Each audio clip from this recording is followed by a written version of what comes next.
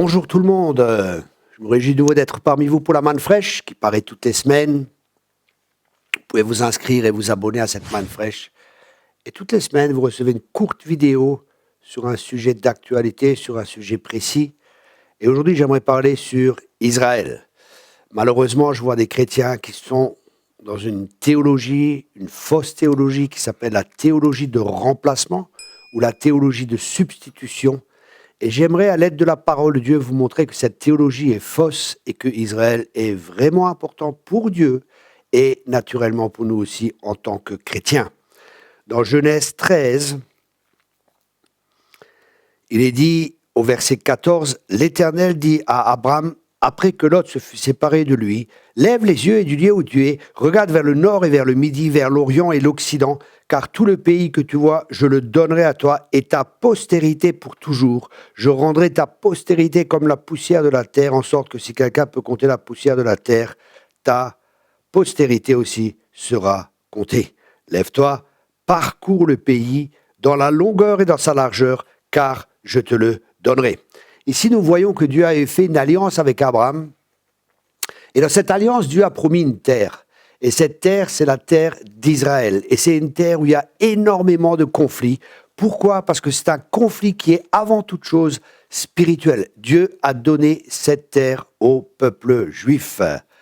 Dans Genèse 12, verset 2, il est dit « Je ferai de toi une grande nation et je te bénirai. Je rendrai ton nom grand et tu seras une source de bénédiction. Je bénirai ceux qui te béniront et je maudirai ceux qui te maudiront et toutes les familles de la terre seront bénies en toi. » Ici, nous voyons Dieu fait une promesse aussi que si nous bénissons Abraham et sa descendance, c'est-à-dire le peuple juif, il avait deux enfants, Isaac et Ismaël.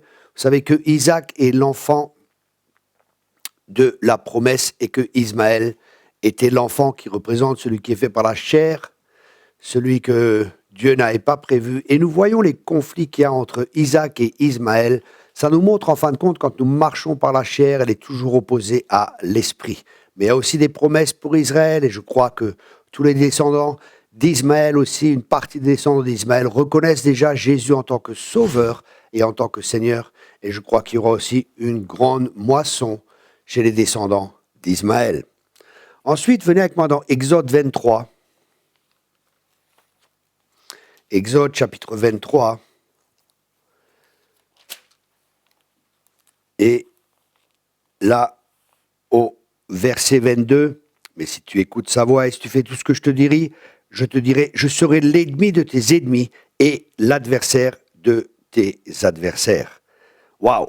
Ici, on voit que Dieu prend position pour Israël et on voit dans la guerre de 6 jours, on voit dans la guerre aussi où ils ont été attaqués le jour du Yom Kippour par des armées, par 6 armées qui étaient beaucoup plus fortes. Ils ont été pris par surprise et malgré tout, malgré que les armées qui les attaquaient étaient plus fortes, Israël a gagné et ils sont arrivés jusqu'au port de Beyrouth. Et c'est là que les Russes sont intervenus. Ils ont dit qu'Israël devait arrêter, sinon eux-mêmes allaient intervenir. Et les États-Unis sont intervenus aussi. Ils ont dit à Israël d'arrêter. Et là, ils ont arrêté la guerre. Mais il y avait une victoire qui était là. Et le point où je veux en venir, c'est que Dieu combat pour Israël. Toujours, encore et encore. Mais il y a aussi une promesse que Dieu, il dit qu'il les dispersera. Et on voit qu'ils ont été dispersés parmi toutes les nations. Et le psaume 137 explique bien cela. Psaume 137, du verset 1 à 6. Sur les bords des fleuves de Babylone, nous étions assis et nous pleurions en nous souvenant de Sion. Au saule de la contrée, nous aurions suspendu nos harpes. Là, nos vainqueurs nous demandaient des chants et nos oppresseurs de la joie. Chantons-nous quelques-uns des cantiques de Sion. Comment chanterions-nous dans les cantiques de l'Éternel sur une terre étrangère ? Si je t'oublie, Jérusalem, que ma droite m'oublie, que ma langue s'attache à mon palais, si je me souviens de toi et si je le fais de Jérusalem le principal sujet de ma joie. Ici, nous voyons, le peuple d'Israël a été, comme Dieu l'avait promis, si vous n'obéissez pas à moi, je vous disperserai dans toutes les nations. Et ici, on voit, c'est une forme de jugement. Dieu a dispersé Israël dans toutes les nations, mais il y a une bonne nouvelle que nous voyons dans Zacharie 8, verset 11. Zacharie 8, verset 11.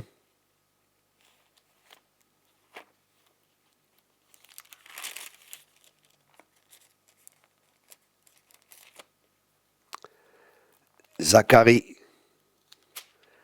au chapitre 8 et au verset 11. Maintenant, je ne suis pas pour le reste de ce peuple comme j'étais dans le temps passé, dit l'Éternel des armées, car les semailles prospéreront, la vigne rendra son fruit, la terre donnera ses produits, et les cieux enverront leur rosée. Je ferai jouir de toutes ces choses le reste de ce peuple, de même que vous avez été en malédiction parmi les nations, maison de Juda et maison d'Israël, de même je vous sauverai et vous serez en bénédiction. Ne craignez pas, et que vos mains se fortifient. Et là, après, il est dit, car ainsi parle l'Éternel des armées, comme j'ai eu la pensée de vous faire du mal lorsque vos pères m'irritaient, dit l'Éternel des armées, et que je m'en suis point repenti, ainsi je reviens en ces jours de faire du bien à Jérusalem et à la maison de Juda. Alléluia. Vous voyez, ici, il est dit qu'il y a une transition qui se fait, et cette transition s'est faite. On voit que la terre d'Israël était dévastée. La Bible a dit qu'ils reconstruiront sur des ruines. La Bible dit que Dieu fera refleurir le désert. La Bible dit, est-ce qu'une nation peut naître en un seul jour? Et nous voyons la main de Dieu, nous voyons le miracle de Dieu, nous voyons la bénédiction de Dieu sur le peuple d'Israël et sur la terre d'Israël. Alors, mes amis, soyez vraiment fondés dans les Écritures et n'écoutez pas les personnes qui vous disent que Dieu a remplacé Israël par l'Église, c'est faux. Israël reste Israël et l'Église est l'Église. Mais Dieu veut faire un homme nouveau avec les deux. Mais Dieu n'a pas oublié Israël. Et la Bible dit que Israël joue un rôle très important dans la fin des temps parce que Jérusalem sera une coupe d'étourdissement pour toutes les nations. Alors, bien-aimés, priez pour le peuple juif, aidez le peuple juif parce que celui qui bénit sera béni et celui qui maudit Israël sera maudit. Ça, c'est des promesses de l'alliance de Dieu, et cette alliance ne change pas. Nous voyons l'Allemagne, il y avait une grande destruction sur l'Allemagne après la guerre, parce qu'ils avaient attaqué Israël, et un jugement est venu sur l'Allemagne. Mais l'Allemagne s'est repentie, ils ont beaucoup aidé Israël, avec des finances et différents moyens. Par la suite, je crois que c'était Adenauer, et ils ont beaucoup aidé le peuple juif, justement pour revenir dans le pays avec des finances et tout ça. Et on voit que l'Allemagne a prospéré. Et on voit d'autres pays, excusez-moi de vous dire ça, hein, c'est direct, mais c'est comme ça. Le Liban a attaqué Israël, le Liban était toujours contre Israël. Et on voit le pays a même fait faillite. La promesse, je bénirai ceux qui te béniront et je maudirai ceux qui te maudiront, est toujours encore d'actualité. Alors les amis, ne croyons pas cette fausse théologie, à cette théologie de remplacement. Israël est très important aux yeux de Dieu et Israël est pour nous aussi le calendrier de Dieu. Ce que nous voyons dans le naturel, c'est ce qui se passe dans le spirituel. Ce que nous voyons dans le naturel se produire en Israël se passe dans le spirituel. Israël est pratiquement toujours en guerre et nous sommes en guerre, nous sommes dans une guerre spirituelle, nous sommes dans un combat spirituel. Il y a pas mal de temps déjà, les gens discutaient beaucoup d'une autre fausse théologie, c'est la théologie victorieuse ou victorieuse eschatologie qui signifie en français l'eschatologie victorieuse, en disant que dans la fin des temps tout ira mieux. Et ça paraît bien, et les gens disaient oui, les versets qui disent que ça ira mal, ça c'est des choses qui sont déjà passées, mais tout ira pour le mieux. Et là j'ai vraiment prié, je dis Seigneur, parle-moi. Et Dieu m'a juste dit un mot, Israël. Et quand on regarde à Israël, ça n'ira pas mieux. On voit qu'il y aura des guerres qui vont venir, on voit que tout ce qui va se passer, toutes les promesses de Dieu vis-à-vis d'Israël, que Israël va être attaqué et que Dieu va encore une fois intervenir pour Israël et qu'ils vont reconnaître, comme le dit Zacharie 12, verset 10, ils vont reconnaître celui qu'ils ont percé et ils pleureront amèrement. Ils vont reconnaître Jésus. Le peuple juif va reconnaître le Messie. Le peuple juif va reconnaître Jésus-Christ. Et là, ils seront sauvés. Alors, mes amis, le point où je veux en venir, c'est cette fausse théologie qui dit que Dieu a rejeté Israël, la théologie de remplacement ou de substitution. C'est une fausse théologie. Dieu s'occupe d'Israël. Dieu n'a jamais abandonné Israël, même si pour un temps, les a punis. Il y avait comme un jugement qui était là. C'est ce que la Bible dit, hein. Clairement, ils ont été dispersés parmi les nations. Ils ont souffert. Même les camps de concentration, tout ça, C'est marqué dans la Bible, c'est marqué, les femmes étaient là, et on leur coupait les cheveux, tout est marqué dans l'Écriture. Mais regardons aussi à ce que Dieu fait actuellement, c'est ce qui s'était passé, mais il y a eu un changement qui s'est opéré.